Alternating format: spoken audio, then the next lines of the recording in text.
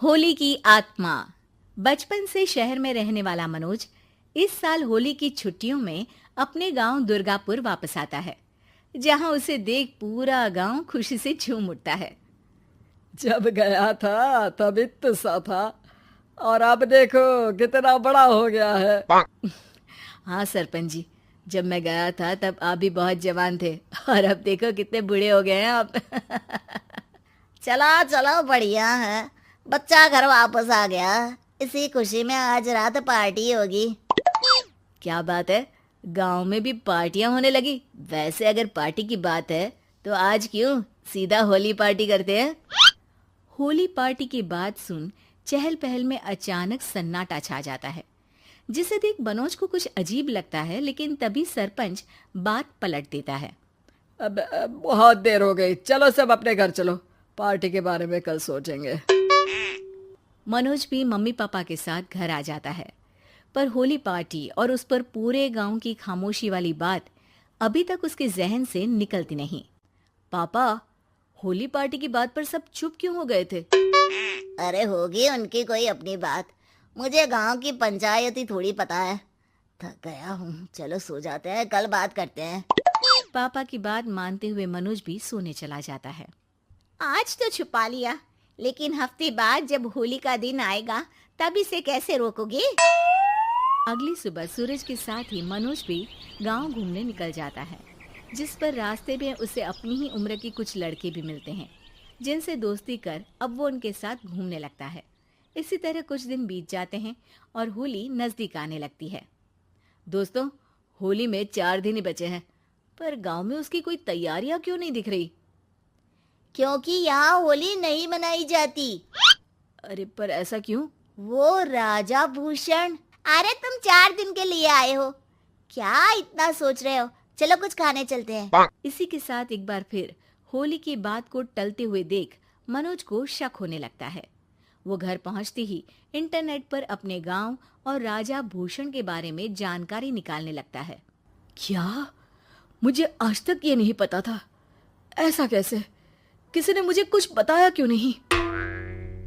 सारी जानकारी लेने के बाद मनोज गांव वालों या अपने मम्मी पापा से कुछ पूछे बिना खुद ही उसकी सच्चाई के बारे में छानबीन करने लगता है, जिसके चलते वो राजा भूषण की हवेली में पहुंचता है।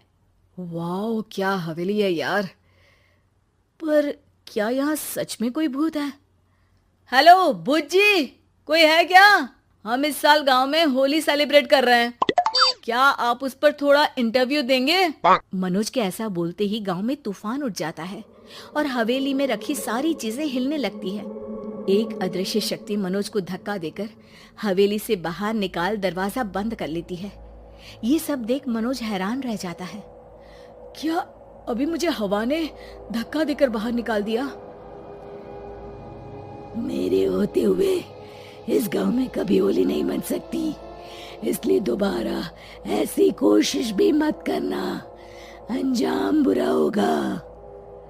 आवाज सुन मनोज हैरानी से इधर उधर देखने लगता है, पर उसे कोई दिखाई नहीं देता। वो गांव वापस आ जाता है, जहां तूफान की वजह से सब कुछ तहस महस हो चुका होता है। आखिर ये तूफान आया कैसे? ना ऐसा कोई मौसम था और ना ही हमने होली का त्योहार मनाने की बात की थी।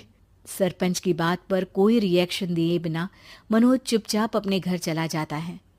इस तरह देखते ही देखते होली का दिन भी आ जाता है और मनोज रंग लेकर गांव में निकल जाता है, लेकिन गांव पूरी तरह खाली होता है। अरे त्योहार का दिन है, धूमधाम की जगह मातम क्यों मनाया हुआ है? मनोज की आवाज सुन सब अपने घर की खिड़कियां खोल के घर के अंदर से ही उसे वापस जाने के लिए कहने लगते हैं, पर वो किसी की नहीं सुनता। तुझे पहले भी समझाया था, अगर होली खेलने की कोशिश भी की तो अच्छा नहीं होगा। अरे बात मान लो बेटा, तुम्हें सच नहीं पता। मुझे सब पता है। सालों पहले इस राजा ने एक अंधविश्वास फैलाया और आप लोग आज तक उसे मानते आ रहे हो। अरे बेटा, जब तुम पैदा भी नहीं हुए थे उससे भी बहुत पहले से इस गांव पर होली का श्राप है। अगर गांव में होली का त्योहार मनाया जाता है तो प्रलय आना पक्की बात होती है। राजा भूषण इस सब में नहीं मानते थे और त्योहार मनाने लगे, जिसके चलते होली वाले ही दिन पहले उनके बेटे की और फिर उनकी मृत्यु हो गई। तभी से गांव की रक्षा के लिए उनकी आत्मा उस हवेली में रह रही है। सबकी बातें सुन मनोज उलझन में पड़ जाता है।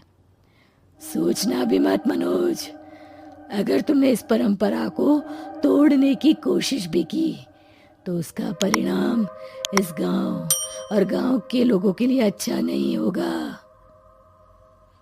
मुझे भी यकीन नहीं हो रहा कि आप लोग एक बेतुकी बात को मानकर सालों से रंगों के त्योहार को मातम की तरह मनाते आ रहे हो।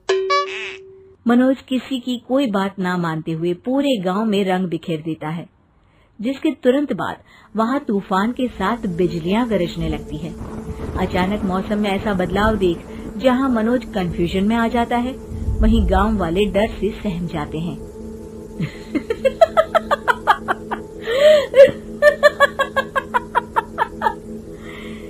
इस लड़के ने हमारे जैसे सिर्फ अपने स्वार्थ के लिए नहीं बल्कि पूरे गांव की खुशियों के लिए यहाँ होली मनाई है, जिस वजह से अब इस गांव पर होली का श्राप टूटता है।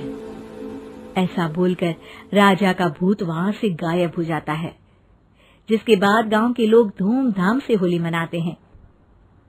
खुशियों के रंग गांव में बिखरे ही होते हैं कि अगली सुबह अचानक मनोज कहीं गायब हो जाता है और एक बार फिर गांव में होली का नया राज शुरू हो जाता है।